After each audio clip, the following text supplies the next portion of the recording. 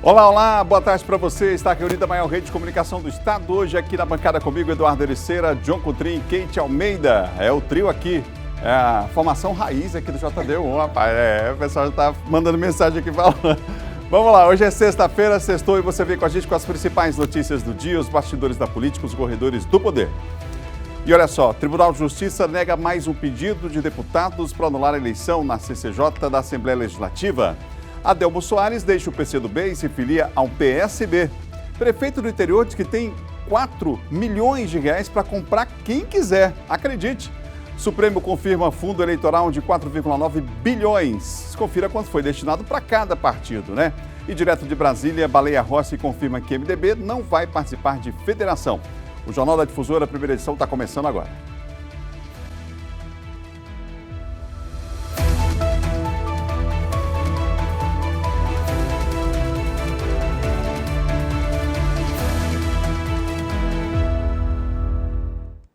Bom saber que você está com a gente acompanhando as principais notícias do dia, ligado aqui do Jornal da Difusora. Hoje é sexta-feira, né? E você acompanhando com a gente. Bota na tela o WhatsApp para o pessoal participar, mandando mensagem para a gente. Hoje é John Coutrin que vai receber a sua mensagem no 989-9196-8622. Você vai mandando a mensagem dizendo para a gente qual bairro em São Luís que você está, qual é a cidade que você acompanha a nossa programação, tá bom? Manda para a gente 989-9196-8622 a sua mensagem no nosso WhatsApp. E a gente começa hoje trazendo um dado que chama atenção pelo volume de gastos aqui no estado. A gente já falou sobre o assunto, mas vai detalhar agora. O governo do estado gastou em 2021, ou seja, ano passado, quase 40 milhões de reais com frete aéreo. É isso mesmo. O dado que consta, inclusive, no portal da Transparência, poderia, com esse valor aí, né, o gasto com esse objetivo, poderia se comprar, por exemplo, custear pelo menos 660 mil cestas básicas durante o ápice da pandemia, sabia? Dados foram obtidos pela TV Difusora por meio do portal da Transparência do Governo do Estado. Mostram que em 2021 o governo gastou mais de 37.399.250 reais para contratar empresas de transporte aéreo. Somente uma delas, a Helisul Táxi Aéreo, recebeu mais de 15.404.530 reais da Secretaria de Estado de Governo, a Segov. Já a Solar Táxi Aéreo Limitada recebeu mais de 15.346.200 reais. Outras 3 empresas também aparecem nos documentos. A Brasil Vida Táxi Aéreo, com mais de 5.310.000 reais, a Aerotop Táxi Aéreo, com mais de 1.138.400 reais e a Top Line Táxi Aéreo, com mais de 199.600 reais. São mais de 3.116.600 reais por mês em todo o ano passado. Só para se ter uma ideia, o valor gasto seria o suficiente para a compra de 600 mil cestas básicas, ou ainda 60 mil passagens aéreas de São Luís para Imperatriz. A TV Difusora solicitou ao governo do estado informações sobre quantas viagens foram feitas nesse período por esse valor, mas não teve resposta. O portal da Transparência também mostra que já em 2022 foram gastos mais de 2.800.000 reais entre 20 de janeiro e 10 de fevereiro. Os gastos repercutiram na Assembleia Legislativa do Estado. Deputados criticaram a postura do governo e cobraram investigações. Governador Flávio Dino torrou, gastou em 2021 37 milhões de reais com aluguel de aeronaves. 37 milhões de reais com aluguel de aeronaves. Eu tenho percorrido o Maranhão pelas estradas, as estradas intrafegáveis, as estradas esburacadas. O governador Flávio Dino não sabe o que é isso. Por quê? Porque ele vive pelo espaço. Ele vive com a aeronave alugada com o suor do trabalhador maranhense. É por isso que ele aumentou os impostos, que é para sobrar dinheiro para andar de avião. 37 milhões de reais com aluguel de aeronave. Um gasto que poderia ser utilizado fortemente em estradas, em pontes, que às vezes estão em péssimo estado, em melhoria da qualidade da trafegabilidade aqui do Maranhão, e ele resolve usar no espaço aéreo para poder levar a termo seus sonhos e o pretexto de ser senador do Estado. Em compensação, ele não conseguiu combater o IDH, a pobreza do Maranhão aumentou, o desemprego do Maranhão aumentou, e o dinheiro do Fumacop, que deveria ser utilizado para isso, está usando com restaurante popular, para poder vender para o povo alguma coisa. Mas, embora o restaurante popular seja importante, é um sinal claro de que não gera emprego e renda. Então, IDH destruído, sonho destruído, aeronave vendida para depois gastar muito mais em transporte, com 40 milhões de reais ano passado, o portal da transparência não sou eu que faço, eles que botam, empenhado para o exercício de 2022 já alguma coisa, e gasto real, já um montante muito alto nesses primeiros dias do ano. Por 2 vezes, o jornalismo da TV Difusora solicitou ao governo do estado o total de voos correspondentes aos 40 milhões gastos com o frete aéreo. E as agendas também públicas de cada viagem, né? Mas o governo do estado não respondeu às solicitações. Boa tarde, Kate Almeida. Boa tarde, Adalberto. Boa tarde, Jun. Boa tarde, Eliceira. Boa tarde a você, né? Nesta sexta-feira, concluindo a semana, graças a Deus. Na verdade, Adalberto, a gente sabe que o frete aéreo é necessário em algumas situações exatamente pela distância, né, pelo encurtamento, para poder aproveitar melhor, né, a produtividade dessas agendas governamentais. Porém, contudo, é importante que se reflita no tempo que a gente vive, né? Nós estamos falando aí de um recorte de 2021, onde nós estávamos ali no ápice da pandemia, com muitas necessidades sendo apresentadas aí diante de situações, inclusive, bem delicadas, a exemplo da saúde, a situação econômica do Estado e, claro que, em consequência, das famílias, das pessoas, né, afastadas dos seus empregos. Então, a análise que se faz, eu acho que foi até oportuno você mensurar um quantitativo de valor que é tão alto, né? Quando você fala quase 40 milhões de reais num único ano. E aí você divide isso e fala-se, por exemplo, você compara isso com cesta básica, por exemplo, né? É absurdo saber que poderia ter sido destinado, por exemplo, a pelo menos a metade, vai lá, né, dessa quantidade aí de cestas básicas, mas tem outras necessidades muito mais imediatas nesse caso, né? E aí quando a gente pula para 2022, continua a gastança, né? Em 20 dias, mais ou menos, ali, de acordo com a reportagem que a gente viu, 20 dias, o equivalente a pelo menos quase 3 milhões de reais gastos com o mesmo objetivo, né? Frete aéreo. E aí fica a mesma pergunta, o mesmo questionamento. E onde é que está o orçamento, né? De fato, as necessidades hoje apresentadas, será que não poderia se destinar esse recurso para outras coisas, né? Outras situações e áreas que estão extremamente sensíveis aí? E aí eu me refiro não à capital de uma forma direta, mas claro que também tem as suas necessidades, mas sobretudo para o interior do Maranhão. Afinal, nós temos um estado com 217 municípios, dos quais boa parte ainda compreendem aquele chamado pior índice de desenvolvimento humano, onde sequer se tem aquilo que é básico para a sobrevivência das famílias. Então, é de verdade alarmante um dado como esse, onde a gente percebe o dinheiro sendo utilizado dessa forma. Você ligado aqui no Jornal da Difusora no rádio e também na TV. A gente vai agora para a capital federal, vamos a Brasília, porque o ministro Paulo Guedes está comemorando aí os números do PIB divulgados. O Paulo Guedes disse que é uma recuperação em V, esses números apontam, e a Raniele Veloso está lá em Brasília e tem mais informações para nós. Raniele, boa tarde para você. Boa tarde, Adalberto. Boa tarde a todos que nos acompanham ao vivo, direto de Brasília. Nesta sexta, o IBGE divulgou o resultado do Produto Interno Bruto Brasileiro. Alcançou 4,6%, está dentro da média. Alguns especialistas estavam esperando até 5,1%, mas o governo está comemorando. Principalmente o ministro da Economia, Paulo Guedes, que disse que aquela recuperação em V que ele citou já há algum tempo finalmente chegou. Mas está mais para W, viu, Adalberto? Porque a projeção para este ano, no caso, o resultado do ano que vem, é próximo a zero. No ano passado, o tombo foi de 3,6%, um índice negativo para o Brasil. Em 2021, no caso, né, que o resultado saiu agora, se deu principalmente essa recuperação por causa do setor de serviços. Agora, o que a Secretaria de Política Econômica está apostando e o ministro Paulo Guedes? Estão apostando que aqui no Congresso devem ser votadas e aprovadas as reformas. O problema é que a gente está em ano de eleição. Um outro ponto também seriam as privatizações. Isso porque, com essa guerra entre Rússia e Ucrânia, os investidores internacionais poderiam ver no Brasil um porto seguro, de acordo com o ministro. Eu ia falar isso, né? Em tempo de guerra não dá nem tempo de comemorar absolutamente nada, que o impacto é imediato, né? Na economia mundial, a preocupação realmente é muito grande. O impacto, claro que o Brasil também sofre impacto por conta dessa invasão da Rússia na Ucrânia.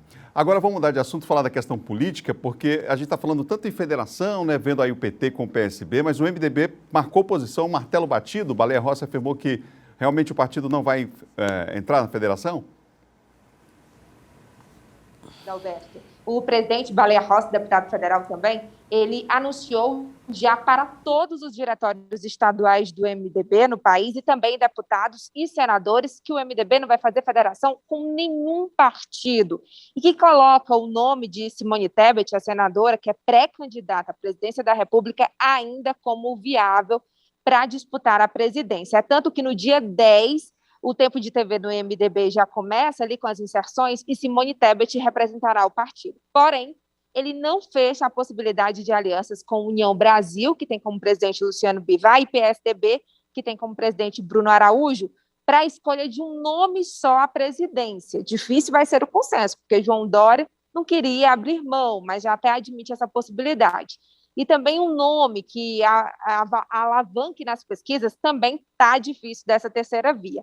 Agora, eu investiguei nos bastidores que o principal motivo do MDB tomar essa decisão é que eles colocaram na ponta do lápis e perceberam que, sem a federação, vão fazer mais deputados federais do que com a federação. E a bancada na Câmara, vocês sabem, é muito importante, porque conta ali na distribuição do fundo eleitoral partidário, que é o mensal, e também o tempo de TV. Volto com vocês. Obrigado, Raniele. Bom final de semana e até segunda-feira. Direto de Brasília, Raniele Veloso, nossa correspondente lá na capital federal, trazendo sempre informações atualizadas para nós. Você ligado aqui no Jornal da Difusora, no rádio e na TV. Vamos juntos até as 2h15 da tarde, hein? Bom, a gente tem um vídeo aqui que, quando a gente pensa que já viu de tudo, não. No Brasil, em especial na política, a gente tem mais, né? Sempre tem, inova, né? Sempre tem novidades. Tem um vídeo aqui de um prefeito no interior do estado que diz que tem 4 milhões para comprar quem quiser. Ah, você não está acreditando? John Coutrin, mostra então, explica, dá os detalhes aí. É isso, Adalberto. Boa tarde A você, boa tarde a Kate, a Ericeira. A nossa audiência é muito grande, te agradece também. Vamos lá, o prefeito Bira de Graça Aranha, né? O prefeito Bira. As pessoas no carnaval, muitas das vezes, resolvem se soltar, né? Falar coisas que não devem. E aí se solta até demais, né? Se solta até demais, né? Se solta até demais. E foi o caso do prefeito de Graça Aranha, o Bira. Nós temos um vídeo, né, no discurso que ele fez na cidade. Num trio, né? Diga-se de passagem. Num trio, né? Em cima do trio. Vamos acompanhar um trecho desse vídeo. Vamos ver. Amanda Ribeiro, Sérgio, estamos juntos. É nós. Depois de nós, é o Bira de novo. Peita, pode peitar. Tô preparado. Tiver um, eu tenho 2. Tiver 2, eu tenho 3. Tiver 3, eu tenho 4. Milhões.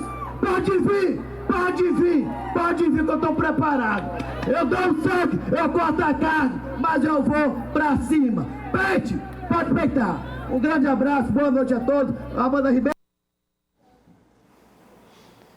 Como ele disse, não é 1, nem 2, nem 3, é 4 milhões, né? 4 milhões. Até pensei que era uma marchinha, alguma música lá de carnaval. No trio elétrico, não é? Depois de nós, é nós. É nós, né? Nós também. O prefeito está bem empolgado, né? Ali está com muito dinheiro. É claro que tem relacionado à questão política, não sei se você estava falando para a oposição, mas ali foi um discurso ali que causou muita perplexidade na cidade de Graça Aranha, por parte do prefeito, né? E também repercutiu, inclusive, na oposição. A oposição também queria saber que 4 milhões é esse, para que esses 4 milhões. Os vereadores disseram que não estão à venda, não é? A oposição disse que não está à venda na cidade, mas foi um discurso bastante controverso. Tem a origem também, né, John Coutrin? Sim. Sim, com certeza, Kate. A origem para que vai ser usado, na verdade. Exato. Né? Tem que se checar tudo. Ele fala que tem 4 milhões, enfim, mas tem que se declarar isso aí, tem que saber de onde é que veio. Ele deve ser alvo de fiscalização por conta dessa declaração. Deveria.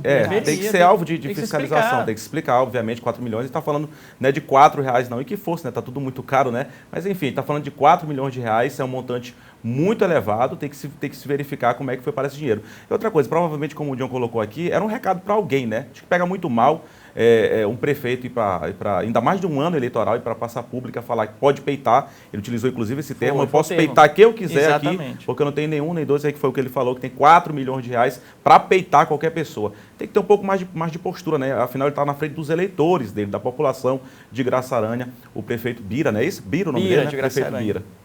Quero saber se ele peita a justiça também, não é? Se tem essa coragem de talvez peitar a justiça. Talvez vai ter que peitar a justiça. E lembrar que, independente do valor, ainda que fosse o quê? R$1. Não, se for para comprar, claro. compra de voto, qualquer outra coisa, ou indicar a votação, né? Não vai ter eleição para prefeito agora, mas em votação em qualquer outro político, é crime, né? O crime não se dá por conta do valor, né? Do montante, mas pela ação, né? Se e verbalizar isso, né? Viu? Verbalizou. Verbalizar isso já se compromete.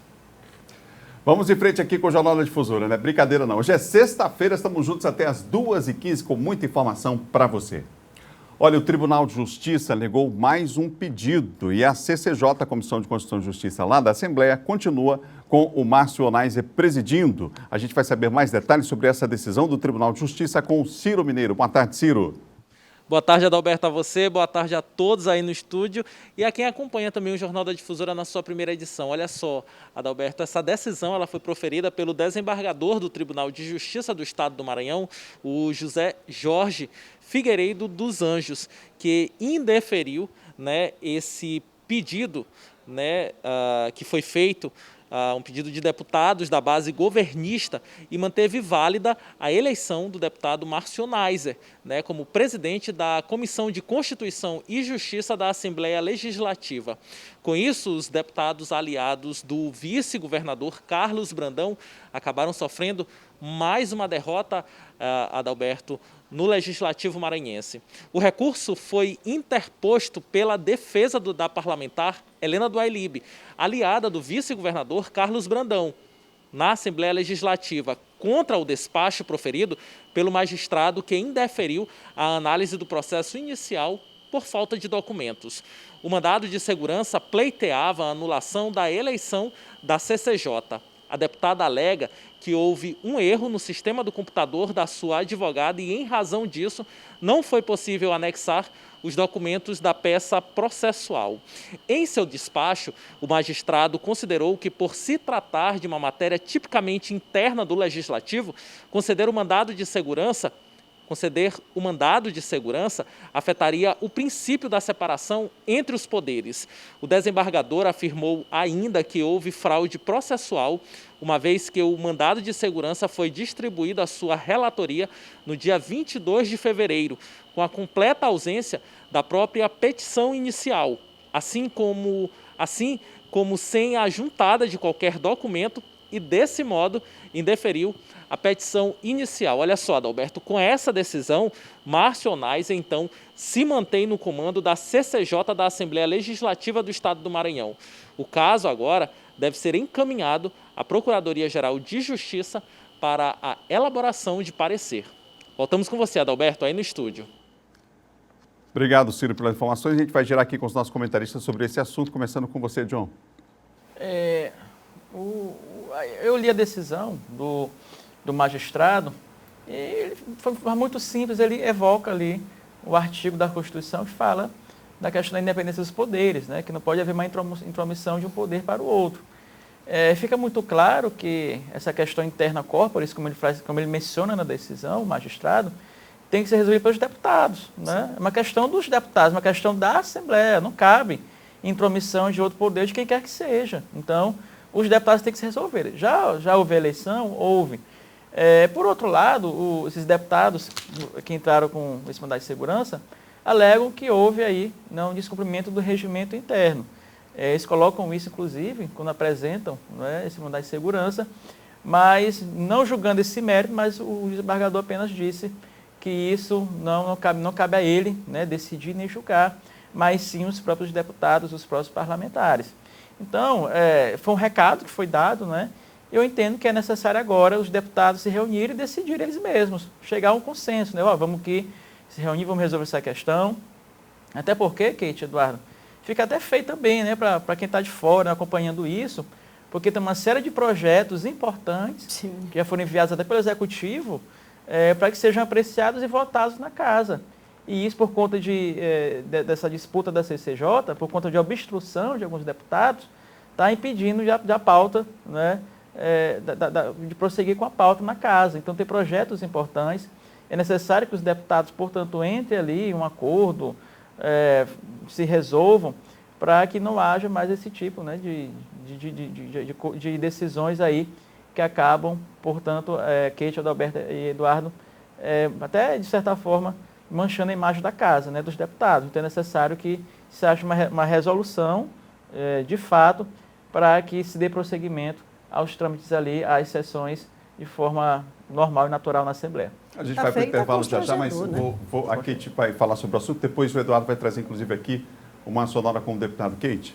Não, eu ia comentar que está feio, está constrangedor, né? A segunda derrota aí obtida em menos de 2 semanas, e eu acho que o mais grave de tudo isso é o travamento desta pauta, né? Como o próprio John falou. Aí fica nessa quebra de braço o tempo inteiro. O Judiciário mandou um recado muito claro, né? Eu acho que o magistrado ele foi muito correto, né, e técnico, na verdade, muito mais técnico e correto na decisão dele, quando ele convoca a letra da lei, né? E ali está escrito, então não tem interferência de poderes. Então, a decisão, ela sela, na verdade, inclusive, essa voz do judiciário, que fica bem claro, né? Cada um cuide dos seus problemas, né? Essa decisão é muito clara. E aí, quando ele decide e emite esse parecer, eu acho que o mais rapidamente possível deveria, então, ter esse discernimento por parte, né, desses deputados e pudessem, então, nessa questão interna, como ficou claro, né, arquivarem isso e começarem a retornar para a vida real, porque o ano já começou faz tempo, carnaval já passou faz tempo, e aí não começa, né? As coisas parecem que não andam, e tem tanta coisa importante para ser votada, para ser apreciada, né? Então já está passando da hora, né? E está feio, está feio. Eduardo.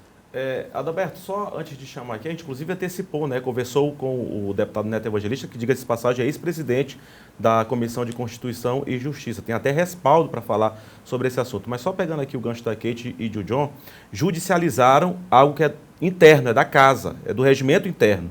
E justamente o deputado aí, Neto Evangelista, que já foi presidente da CCJ, deixou aí no começo desse ano, até o final do ano passado, era presidente da CCJ, que é a comissão mais importante que tem na Assembleia Legislativa. Daqui a pouco eu volto para comentar rapidamente também algo importante em relação a essa questão de trancamento de pauta, mas vamos acompanhar. Isso foi antes ainda da decisão da Justiça, a gente conversou ontem com o deputado estadual Neto Evangelista. Vamos acompanhar. Nós tocamos a música de acordo com o regimento, colocamos em prática a instalação da Comissão de Constituição e Justiça, agora querem ganhar no grito um retorno de refazer a Comissão de Constituição e Justiça. É um absurdo. Por conta disso, estão trancando a pauta, porque a metade dos parlamentares hoje aqui na casa estão trancando a pauta, e quem sofre são as pessoas que estão acompanhando a gente agora ali.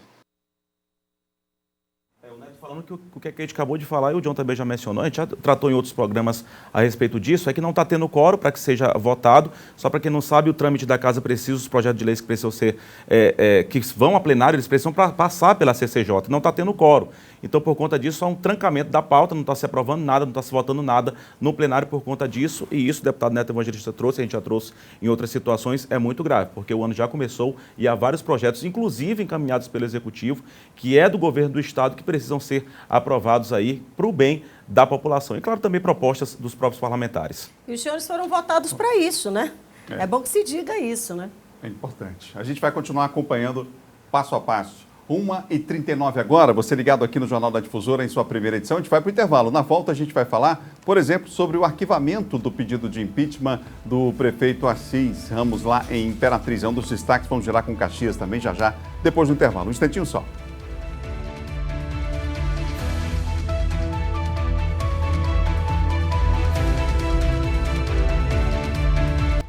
1h42, como me lembrou aqui de Jocutrim, voltou, estamos voltando. Bora. Todo mundo aqui ligado. Não, aqui você também, Eduardo. Eu gosto, é importante que todo mundo... Como diz a Kate, como dizia a Kate lá no Bom Dia, ainda diz, ninguém larga a mão de ninguém. Essa é a frase da Kate. 98991968622 é o telefone para você participar, é o nosso WhatsApp. Você fica à vontade para mandar aí a sua mensagem, dizer qual bairro que você está, a cidade que você acompanha o nosso Jornal da Difusora, tá bom? Olha, no mês de março você vai acompanhar um programa especial para homenagear quem transforma o mundo todos os dias. Vem aí o Tudo Delas, um programa especial que vai contar histórias de mulheres inspiradoras e que são símbolos de garra e determinação. A vida, a força e a superação começam em um mesmo lugar. Vem aí o Tudo Delas. Reportagens, entrevistas e um bate-papo com um time de mulheres inspiradoras reunidas em um programa super especial. Dia 8 de março, a partir das 11 da manhã, ao vivo na tela da TV Difusora. Feito por todo o nosso time incrível de apresentadoras. Difusora, no Dia das Mulheres, tem você aqui. É isso mesmo, dia 8 de março nós temos um encontro marcado a partir das 11 horas da manhã, ao vivo, hein? Não perca, a Difusora, no Dia das Mulheres, tem você aqui.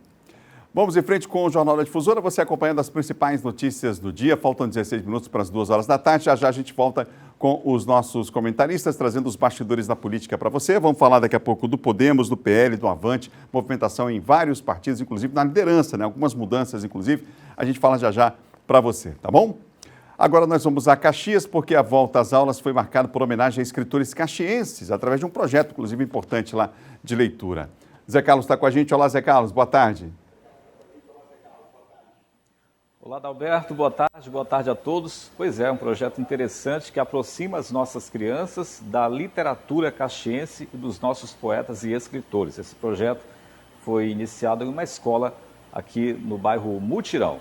Nós temos aí uma fala da professora Thelma, que é a coordenadora pedagógica da escola. Vamos ouvir. Esse é um projeto de leitura que vem para minimizar os impactos deixados pela pandemia, no período da pandemia, certo? Nós sabemos que nós recebemos aqui alunos de 6º ao 9º ano. Isso foi uma inquietação muito grande nossa, ao receber os nossos alunos de 6º ano sem saber ler, certo? Então aí surgiu essa ideia de termos esse projeto para desenvolver todo o ano, durante todo o ano de 2022. É isso, Adalberto. E um dos homenageados é o escritor e professor caxiense Carvalho Júnior, que infelizmente faleceu no ano passado, vítima da Covid aqui em Caxias. É com você, Adalberto. Obrigado, Zé Carlos, pelas informações. Bom final de semana a todos aí na região dos Cocais acompanhando a nossa programação, hein? Da região dos Cocais, a gente vai agora dar um pulinho na região Tocantina. Liliane está com a gente, daqui a pouquinho começa o Jornal da Difusora em sua primeira edição, mas ela já traz aqui para a gente uma informação importante, porque a Câmara de Vereadores de Imperatriz decidiu arquivar um pedido de afastamento do prefeito Assis Ramos. Não foi isso, Liliane? Boa tarde.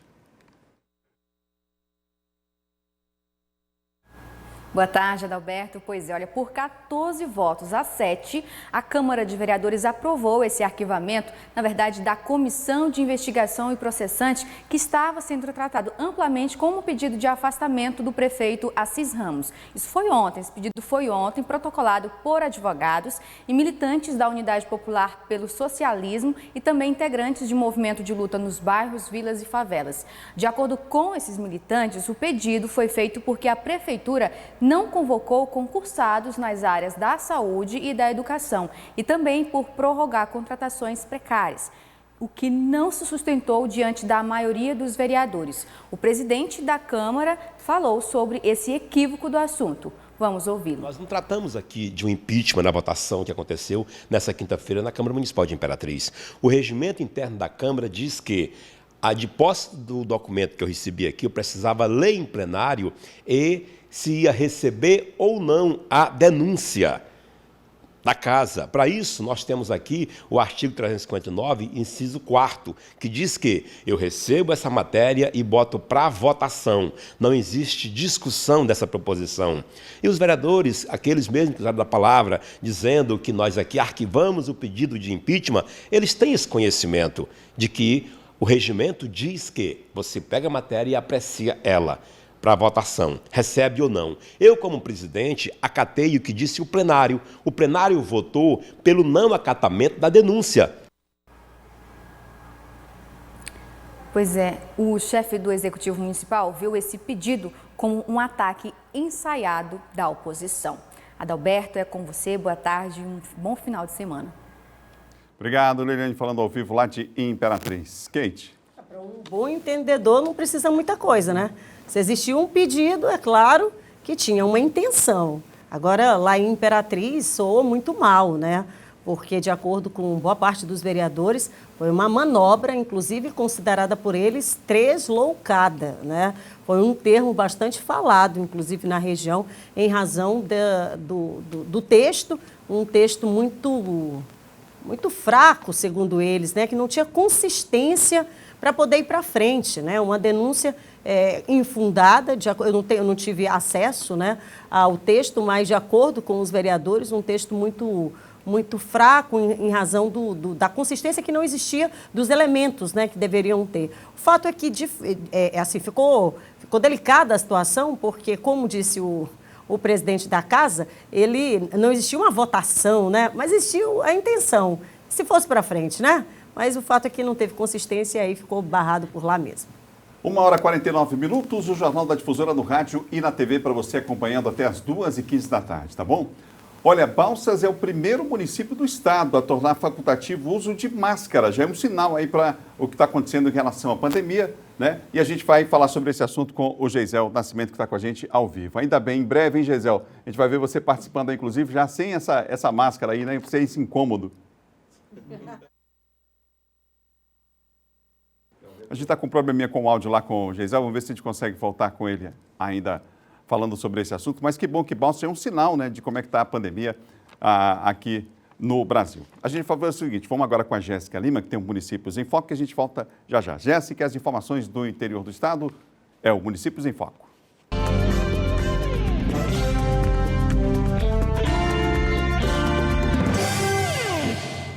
Olá, boa tarde. O vice-prefeito de São José de Ribamar tomou posse como prefeito da cidade balneária em sessão solene presidida pela vereadora Francimar Jacinto, após o prefeito Dr. Julinho solicitar ao Legislativo licença por um período de até 30 dias para tratamento de saúde. O agora prefeito em exercício, Júnior Lago, respeitosamente declarou que não ocupará o gabinete oficial do prefeito e que realizará todas as audiências e reuniões em seu gabinete de vice-prefeito. A Prefeitura de São José de Ribamar informou também que o prefeito licenciado, Dr. Julinho, está bem e pediu para tranquilizar a população ribamarense que em breve estará de volta para dar continuidade às atividades do Executivo Municipal. Esse foi o destaque do Municípios em Foco. Até a próxima edição.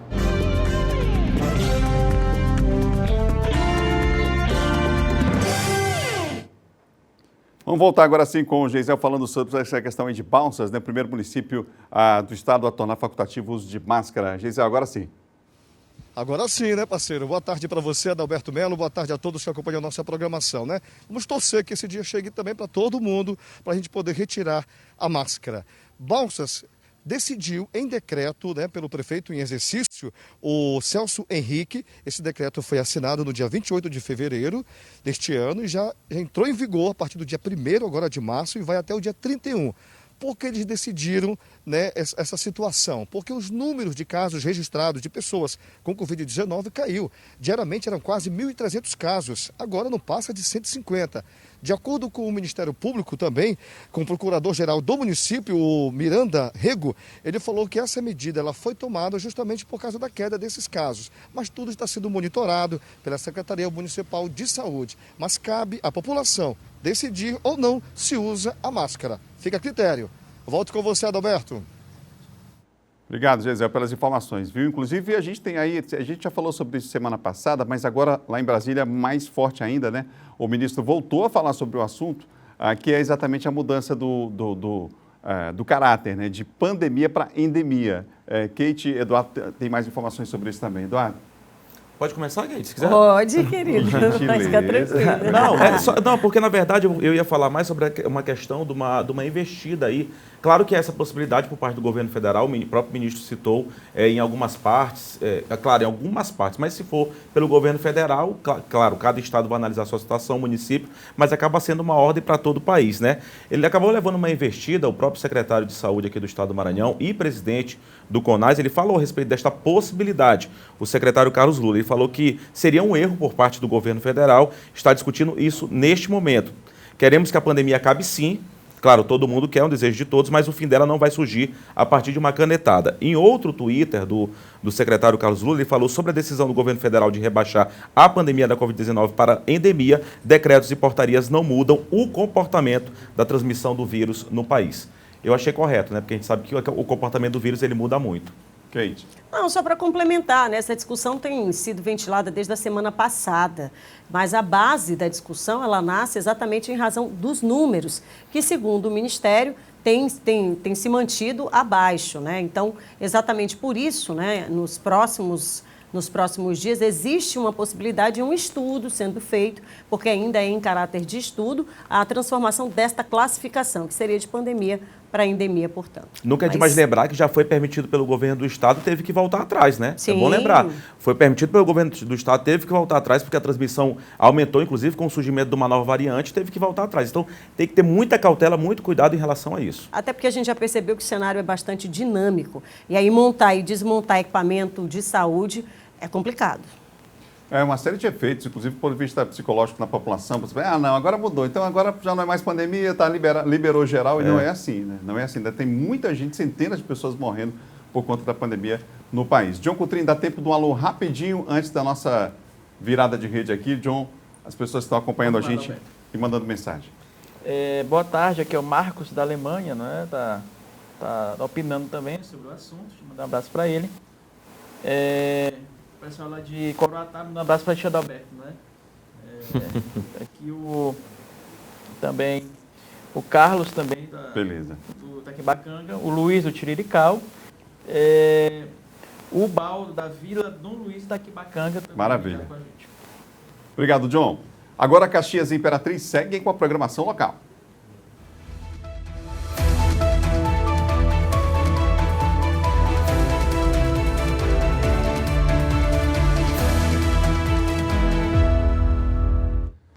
Vamos para o intervalo, já a gente volta sobre a situação do PL, do partido aqui do estado, também vamos falar do Podemos e muito mais para você já depois do intervalo, tá bom?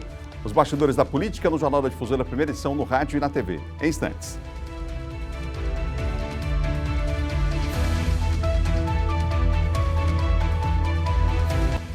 Já voltamos nessa sexta-feira com o Jornal da Difusora em sua primeira edição. Olha só, você já pensou em morar pertinho da praia, hein? Pagando prestações que cabem no seu bolso? Chegou a sua hora. O Costa Araçagi Condomínio Clube é para você. ITBI, registro grátis, condições especiais e facilidade no seu financiamento. Área de lazer completa, apartamentos de 45 e 47 metros quadrados.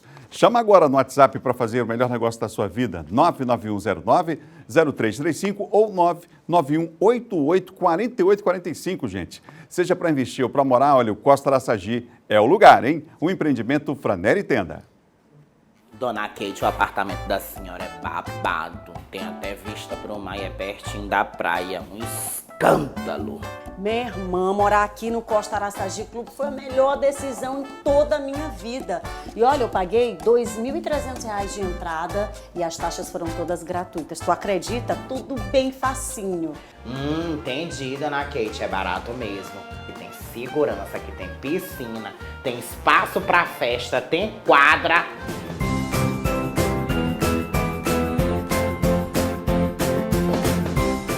Seja para investir ou morar, o Costa Araçagi Clube é o lugar.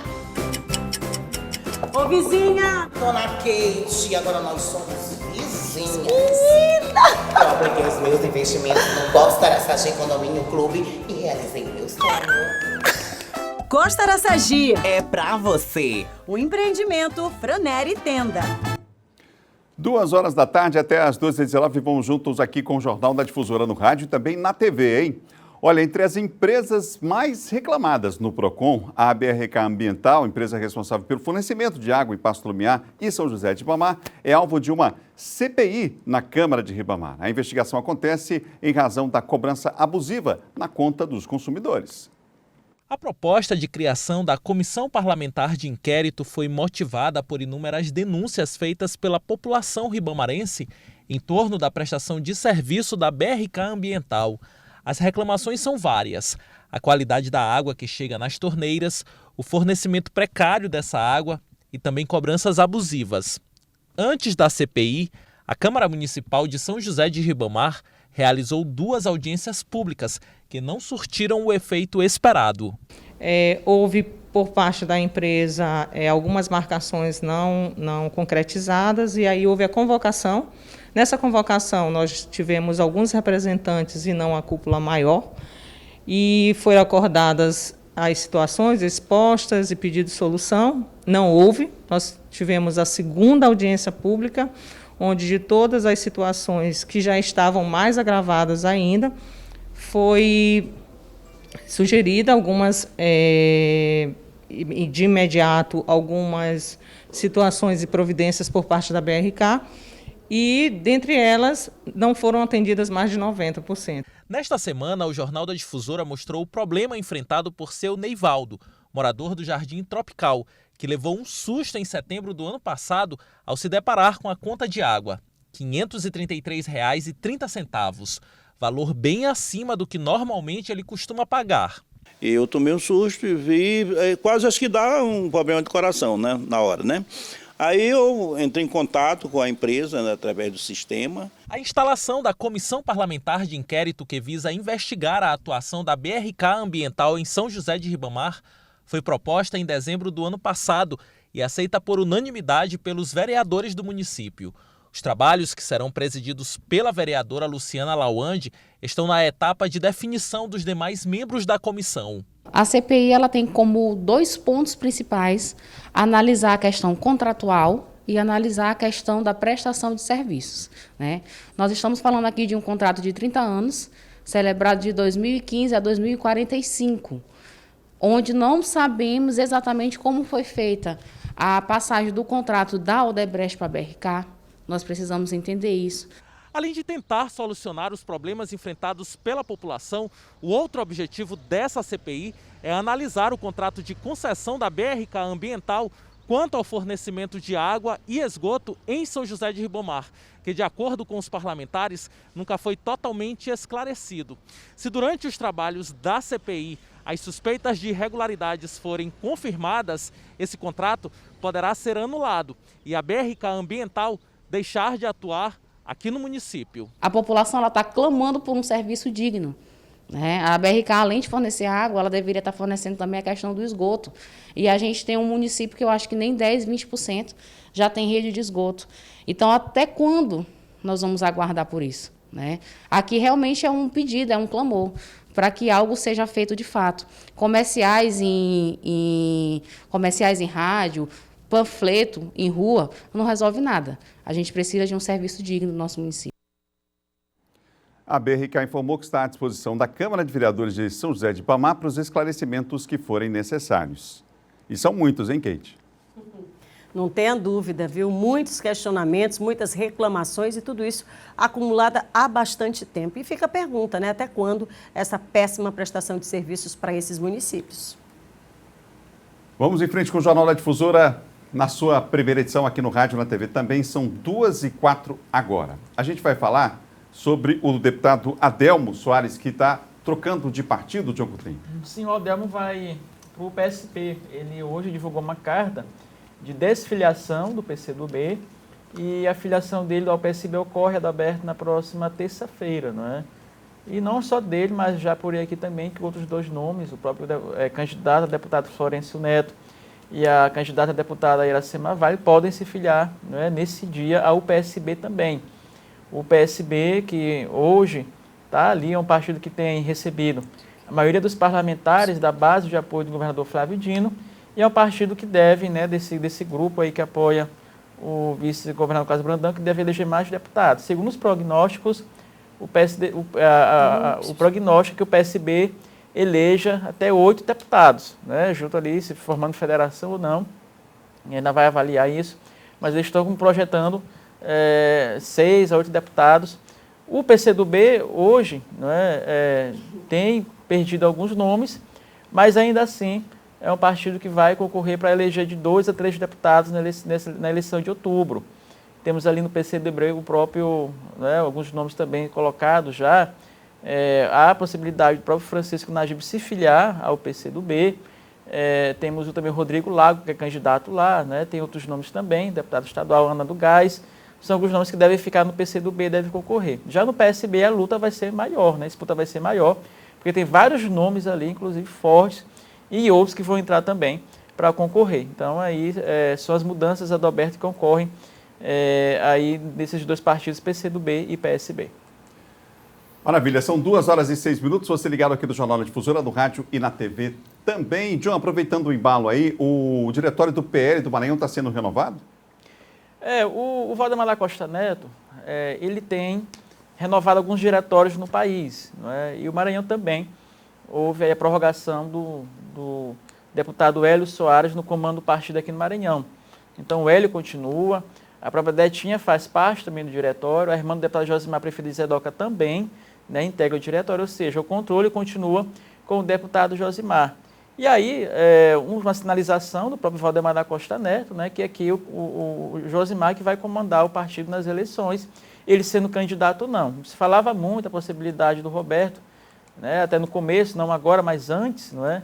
A gente trouxe aqui esse assunto aqui para a pauta também, para a baila, a respeito do próprio Roberto entrar no PL para ser candidato a governador. Hoje já se sabe que há uma predisposição maior do senador Roberto Rocha a disputar o mandato de Senado, né? Então ele entraria no PL sem nenhuma dificuldade para se candidatar ao Senado. Mas hoje o Josimar Maranhãozinho continua, né, com muito prestígio junto à direção nacional do partido e ele conseguiu, portanto, aí que um aliado seu continue na presidência do PL. Só lembrando, deputado estadual Hélio Soares, continuando no comando, como o John já trouxe aqui do PL, o Josimar seria uma espécie de presidente de honra do partido. Isso. Só para ver como é o prestígio dele dentro do PL, seria um presidente de honra aqui no estado do Maranhão. Do partido, a gente sabe que ele que detém o comando aqui no estado do Maranhão. Mais força, inclusive, e ação, né, e voz dentro do partido que é qualquer um. O Josimar conseguiu montar o partido aqui no Maranhão, fortalecer, eleger vários prefeitos, né, vários deputados também. São 39, John. Exatamente. Então, você vai tirar o Josimar para colocar quem, né? Primeiro que o partido seria esvaziado, o PL, né? Aí quem entrasse teria essa missão, né, de novamente fortalecer o partido. E é claro que hoje todo partido pensa em eleger uma boa bancada de federal. E o Josimar vai conseguir eleger tanto deputado estadual quanto federal ali no PL. Vamos em frente, são 2h08. Você no rádio e na TV acompanhando aqui o Jornal da Difusora. Keiti Almeida, o presidente nacional do Podemos, rebateu uma fake news que foi criada aqui no estado, aqui no Maranhão? Pois é, nasceu aí na quinta-feira, na noite da quinta-feira, né, um burburinho aí. O John até trazia também hoje pela manhã no Bom Dia. E aí foi preciso desmentir nessa era de fake news. A presidente aí, né, a deputada federal Renata Abreu, presidente da direção nacional, precisou desmentir rapidamente, inclusive em contato aqui com alguns jornalistas, ela disse que não, né, que era uma grande mentira, que o Eduardo Braide segue, né, à frente da legenda e que isso não passou de uma notícia falsa, aliás, mais uma que tem sido espalhada. É claro que o movimento do partido tem sido ir, né, nos estados para poder conversar, colher os melhores resultados e diante destas comitivas que se estendem, né, que avançam aí em todo o país, houve aí essa informação, né, que foi disseminada rapidamente.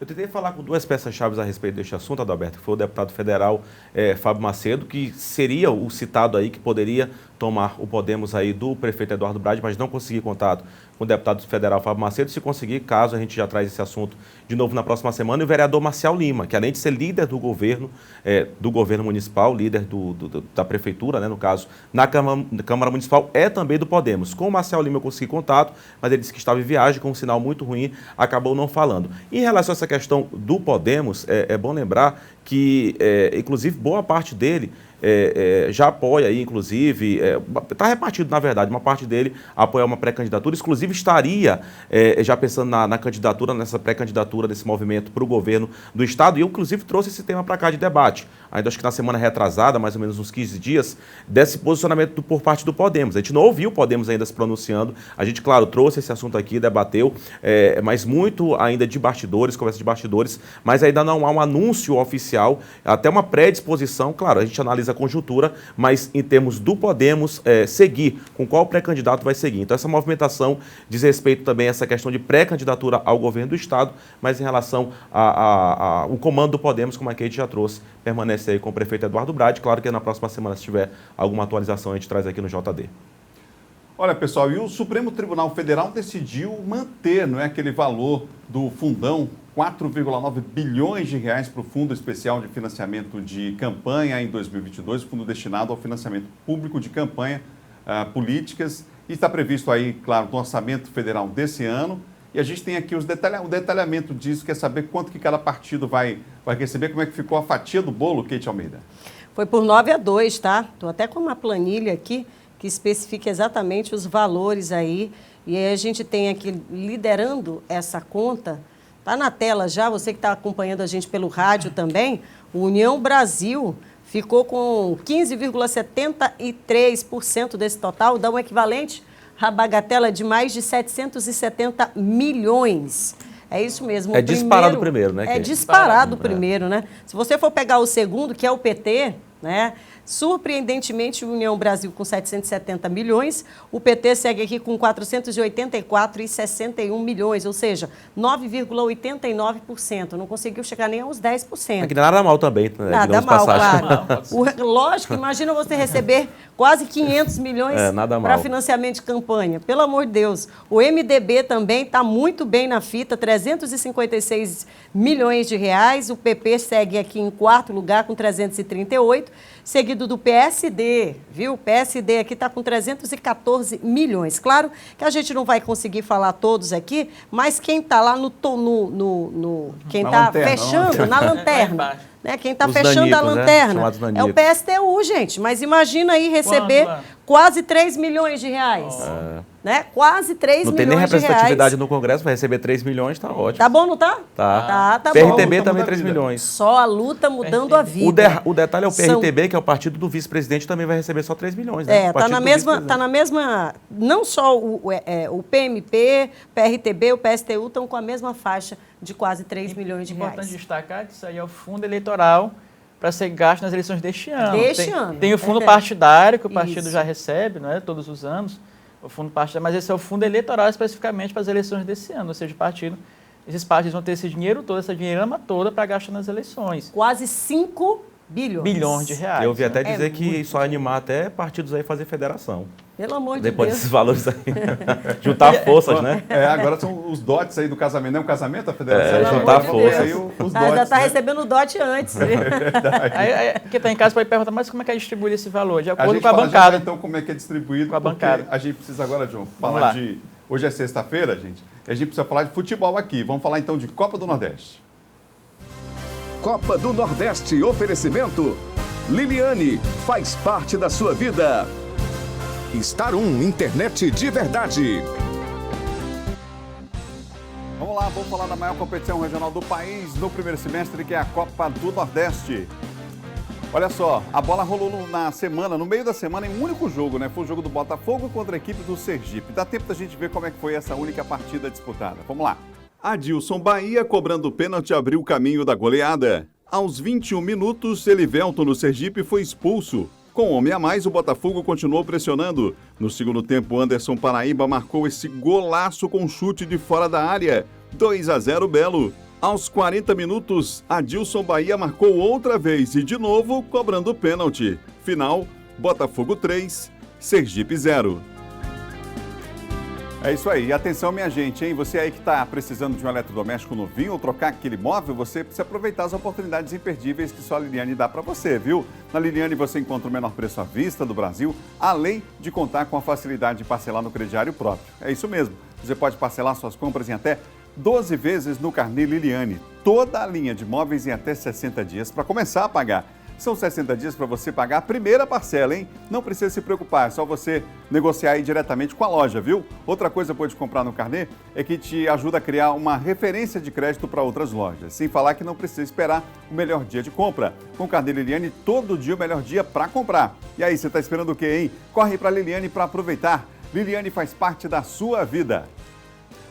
Bom, a gente viu aí no meio da semana o jogo do Botafogo com o Sergipe, né? Depois desse jogo isolado no meio da semana, a gente vai ver como é que ficou a classificação do grupo da Copa do Nordeste. Olha só, o G4 do grupo A é formado por Fortaleza, que tem 12, o CSA com 11, o Sport com 8 e o Sampaio, que tem 7 pontos. Na sequência vem ali a Campinense com 5 pontos, Depois o Globo com 5, na lanterna o Atlético da Bahia com 4 e o Sergipe com 1 ponto. Essa é a definição agora da classificação do Grupo A. Se terminasse hoje a competição, Fortaleza, CSA, Sport e Sampaio, se terminasse a primeira fase hoje, esses seriam os grupos da fase seguinte. Vamos dar uma olhada como é que ficou o Grupo B, classificação do Grupo B. Atenção, começando com o G4, né? O Ceará lidera com 12 pontos, o CRB tem 11, o Botafogo tem também 11, o Bahia em quarto com 10 pontos. Na sequência vem o Náutico com 8, o Altos com 8 também, e na lanterna o Floresta com 7, o Souza também com 7 pontos. Rodada importante no final de semana, a bola vai rolar e você vai conferir tudo aqui, inclusive na TV Difusora ao vivo. Nosso jogo de amanhã é o jogo do Bahia. Você vai conferir ao vivo aqui na tela da sua TV Difusora, Bahia e o Sport, tá bom? Olha, você aí que é do interior do Maranhão e não sabe qual empresa de internet contratar para sua casa ou até para sua empresa, você já conhece a Star 1? Está presente em mais de 44 municípios. A Star 1 tem internet 100% fibra ótica e até 600 mega.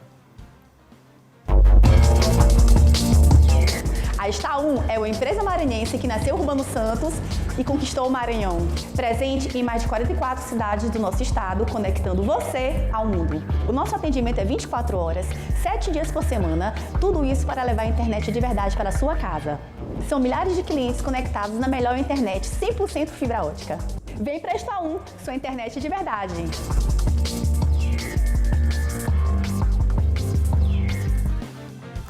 É isso aí. Antes de encerrar o nosso boletim, eu quero lembrar que amanhã a Difusora transmite Bahia Esporte Recife, direto de Salvador, e o Sampaio joga também amanhã em Alagoas contra o CRB, precisando vencer para se manter aí no G4, hein? Até a próxima. Copa do Nordeste, oferecimento Liliane, faz parte da sua vida. Star 1, internet de verdade. Estamos quase encerrando aqui o nosso Jornal da Difusora em sua primeira edição. Dá tempo do John dar um alô rapidinho enquanto começa a tocar a música? Vai lá, John. Vamos lá, o celular aqui tá... tanta mensagem, né? Vamos lá, Adalberto. Mandar aqui uma mensagem para o Adivaldo do Reg, lá de Caxias, não é? Está sempre conosco. Outra também para... Mandou aqui, não mandou o nome, mas manda um abraço para minha filha Esther, que está te assistindo, não é? Abraço para a Esther. Estherzinha. A Estherzinha. Boa tarde, aqui é Maria Hilda, do bairro de Fátima. A gente agradece também a audiência. Nós temos também aqui Adalberto, só mandou a foto, mas não disse o nome, a gente agradece também. Vai mandando pra gente o bairro que você mora, a cidade que você acompanha o nosso Jornal da Difusora também, viu? Bom final de semana para todo mundo. Segunda-feira a gente está de volta aqui, né não, Kate? Ah, não tenha dúvida.